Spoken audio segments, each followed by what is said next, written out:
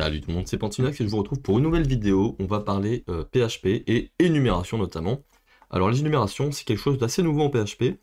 Enfin maintenant ça commence à faire, c'est depuis PHP 8.1 où les énumérations ont été ajoutées. Ça modernise le langage, ça permet donc de créer des structures de données qui permettent de définir un type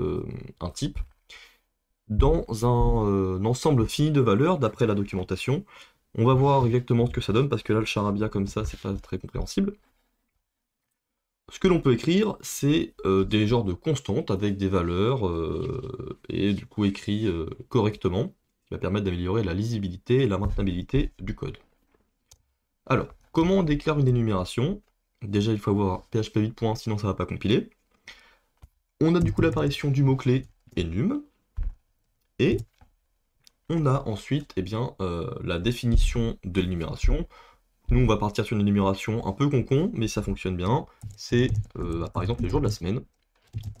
Enum jour semaine, on va pouvoir écrire nos énumérations comme ça. Alors, par convention, on les écrit plutôt tout en majuscules. Donc comme ceci, lundi, mardi, mercredi. Hop, je m'amuse à faire ça, et après, ça va être bon.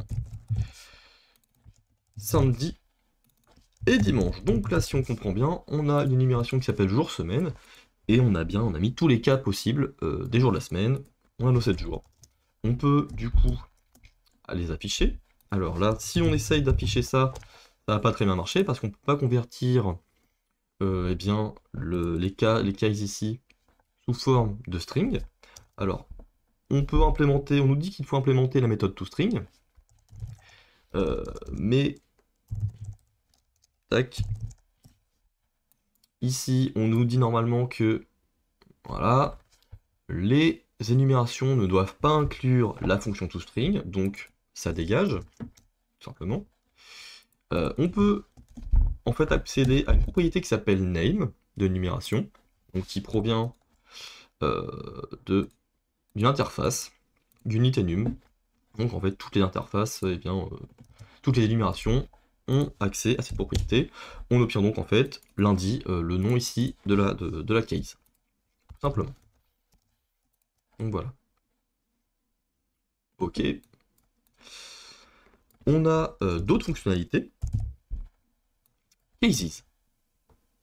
Ceci, on peut le parcourir. Donc on va faire un for each. Donc jour, semaine, cases.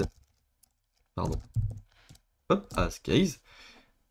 Echo case. Et là donc, on obtient en fait un objet jour-semaine avec chaque case possible. Voilà. On obtient, vous voyez, toutes les valeurs de nos énumérations. Ça c'est super. Ça permet de parcourir toutes les valeurs disponibles facilement. Imaginons qu'on veut donner un identifiant unique à nos cas. On va pouvoir par exemple lui donner un numéro. 1, 2, 3, 4, 5, 6 et 7. On nous dit que ça ne fonctionne pas, c'est normal, il faut rajouter le type de retour de notre énumération, c'est-à-dire int. Voilà. À partir de là, on a du coup la propriété name. Et aussi, on voit que la propriété value est apparue, qu'on va pouvoir rajouter hop, case value,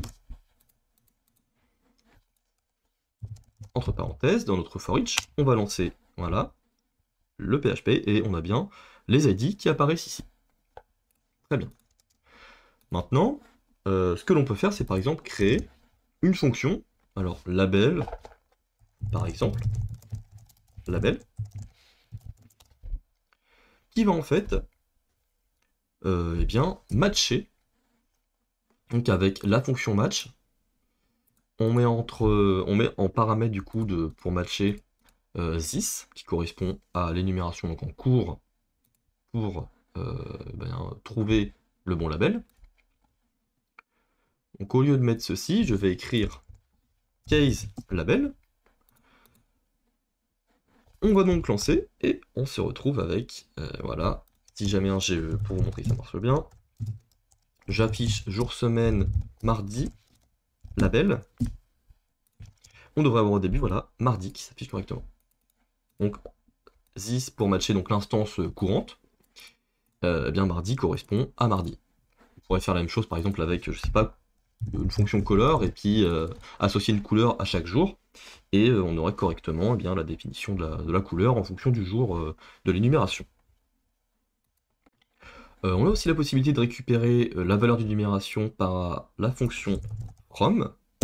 Et donc ici, par exemple, si on veut récupérer vendredi, on peut utiliser from 5, le label par exemple, et on obtient vendredi, car eh bien, le numéro 5 correspond bien à vendredi. Alors si on passe une valeur qui n'existe pas, bon déjà on nous dit que ça n'existe pas directement ici, c'est très cool. Donc on a une exception. On a, il me semble, donc la fonction try from. Alors là du coup forcément qui appelle le label et qui plante. Là ça ne plante pas. From. Voilà. Lorsqu'on utilise le try from, on n'a pas de problème, donc on n'a pas d'exception dès de lancer. Par contre, si on utilise la fonction from, on a directement une exception de lancer sur la récupération de la valeur, qui n'existe pas. Voilà, donc c'est tout ce que j'avais à dire sur les énumérations. J'espère que vous avez apprécié la vidéo. Si c'est le cas, n'hésitez pas à laisser un pouce bleu. Et si vous avez des questions, n'hésitez pas à laisser un commentaire. Je vous retrouve très bientôt pour de nouveaux épisodes.